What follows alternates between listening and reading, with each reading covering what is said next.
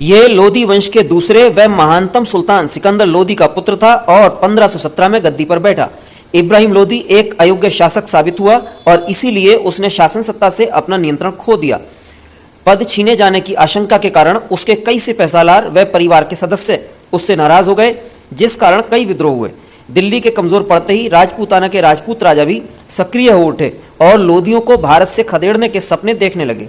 इन्हीं हालातों में पंजाब क्षेत्र में तैनात दो सिपहसालार दौलत खां लोदी व इब्राहिम का चाचा आलम खां लोदी बाबर से मिल गए।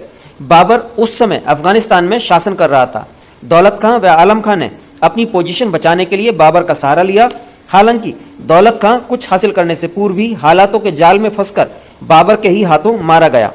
बाबर की ऑटोबायोग्राफी बाबरनामा में बाबर का दावा है कि उसको राजपूत राजा राणा सांगा का भी न्योता मिला था दिल्ली सल्तनत पर हमला करने के लिए। हालांकि उसके इस दावे को सपोर्ट करने के लिए या वेरीफाई करने के लिए हमारे पास कोई प्रमाण नहीं है और ना ही रिजेक्ट करने के लिए।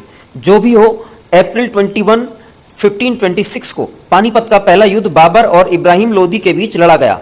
बाबर के पास इब्राहिम की सेना की लगभग 1/4 सेना ही थी, परंतु शानदार युद्ध कौशल, तुलगमा युद्ध पद्धति व अनुशासन तथा अनुभव के कारण बाबर ने इब्राहिम को बुरी तरह हराया। यही नहीं, इब्राहिम युद्ध के मैदान में ही मारा गया और इस प्रकार लड़ाई के मैदान पर मृत्यु को प्राप्त होने वाला वह दिल्ली सल्तनत के 320 वर्षों के इतिहास में 32 सुल्तानों में से एकमात्र सुल्तान रहा। बाबर ने इस युद्ध में तोपों और बंदूकों का प्रयोग किया, जो कि उत्तरी भारत में किसी भी बड़े व महत्वपूर्ण युद्ध में पहली बार हुआ। पानीपत के युद्ध से दिल्ली सल्तनत का अंत हुआ व मुगल सत्ता का प्रारंभ।